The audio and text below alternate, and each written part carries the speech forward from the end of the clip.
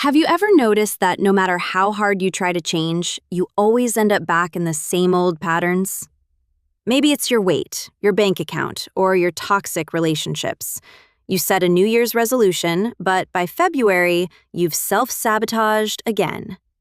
It's not because you're weak. It's because your hardware is running a 20-year-old software program that says you don't deserve better. Joseph Murphy proves that you can't change your life until you change your inner script. Your subconscious is like a garden. It will grow whatever seeds you plant, whether they are roses or weeds. Ready to stop being a victim of your own thoughts? Here are the 10 lessons to take back control. Lesson 1. The subconscious is an obedient servant.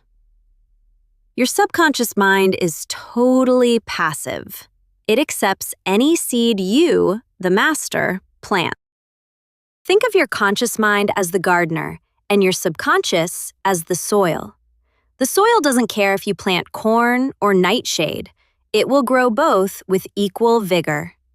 If you constantly think, "I'm going to fail," the subconscious accepts that as an order and begins to arrange your world to make it true. It doesn't have a sense of humor, and it doesn't argue. Your primary job is to stand at the gate of your mind and refuse to plant seeds that you don't want to harvest later. Lesson 2. The law of belief.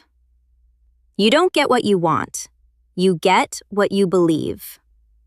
There is a massive difference between a wish and a belief.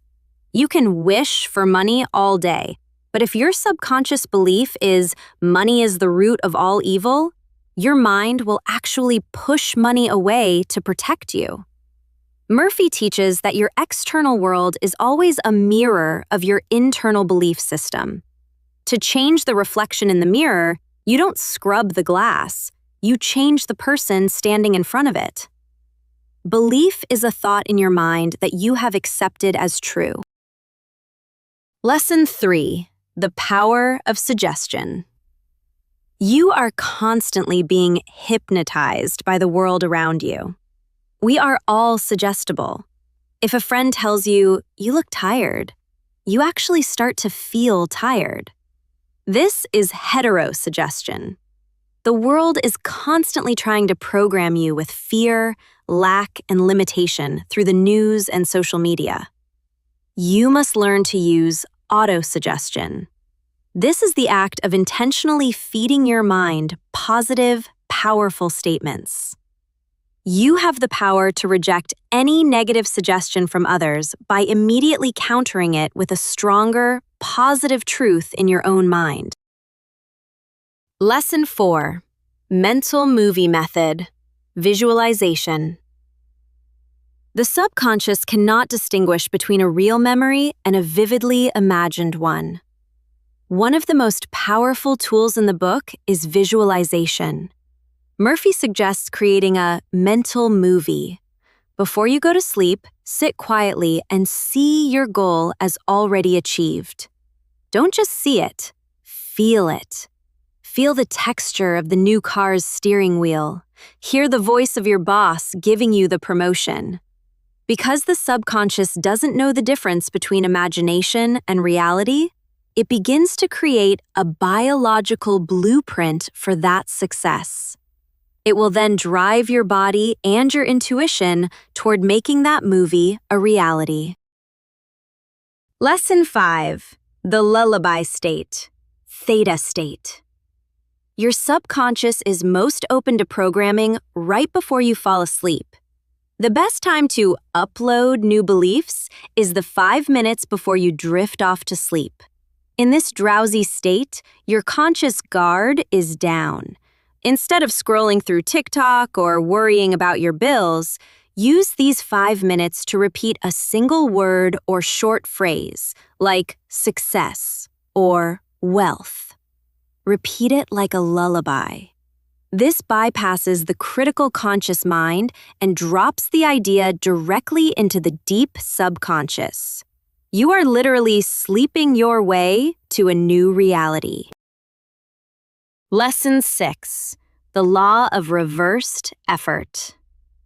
The harder you try to force the subconscious, the more it resists. Have you ever tried to remember a name, and the harder you tried, the more it escaped you? Then, as soon as you stopped trying, it popped into your head? This is the law of reversed effort. When you use willpower, you create internal tension. Tension signals fear to the subconscious. The subconscious always wins in a battle against willpower. Instead of trying to be confident, relax and imagine the end result. Use effortless, calm conviction rather than aggressive force. Lesson 7. Forgiveness is a mental necessity. Resentment is like drinking poison and waiting for the other person to die. Holding a grudge is like keeping a virus in your subconscious. It creates mental pus that leads to physical illness and blocks your prosperity. Murphy argues that you don't forgive people because you're nice. You do it because it's the only way to heal yourself. Forgiveness is simply the act of wishing the other person what you wish for yourself. Once you release the resentment, you stop the energy leak in your subconscious, allowing that power to flow back into your own goals. Lesson 8. Overcoming fear. Do the thing you fear, and the death of fear is certain. Fear is just a misplaced belief. It is using your imagination to create something you don't want. Murphy teaches that fear is a thought in your mind, and you are the master of your thoughts. If you are afraid of public speaking, visualize the audience applauding you. If you are afraid of failure, realize that failure is just the subconscious saying, "Not this way." Face the fear mentally first. See it dissolving in the light of your confidence, and the physical fear will eventually vanish. Lesson 9. The master secret of wealth. Wealth is a state of mind, not a number in a bank account. Most people are poverty conscious. They focus on what things cost and how much they lack. To attract money, you must become wealth conscious. Murphy suggests a simple exercise. Stop being jealous of rich people. When you see someone with a mansion or a sports car, say, "I am happy for their prosperity." If you resent wealth, you are telling your subconscious that wealth is bad, and it will ensure you never have it. Claim your right to be rich as a service to the world, and the subconscious will find the how. Lesson 10. The cancellation rule. You cannot prevent a negative thought from starting, but you must never allow it to finish. Murphy gives one strict, non-negotiable rule for your daily life. Never finish a negative statement. We all have negative thoughts pop up. "I can't afford that," or "I'm going to mess this up." That is natural. But the moment that sentence starts in your head, you must treat it like a hot coal in your hand. Drop it immediately. Do not let the period hit the end of the sentence. Interrupt yourself mid-thought and reverse it instantly to, "I have a divine supply," or "I am going to crush this." Your subconscious doesn't register the thought until it is complete. If you cancel the negative and overwrite it with the positive, you prevent the bad seed from ever taking root. If you found these 10 lessons helpful, hit that like button and subscribe. Thanks for watching, keep reading, and I'll see you in the next summary.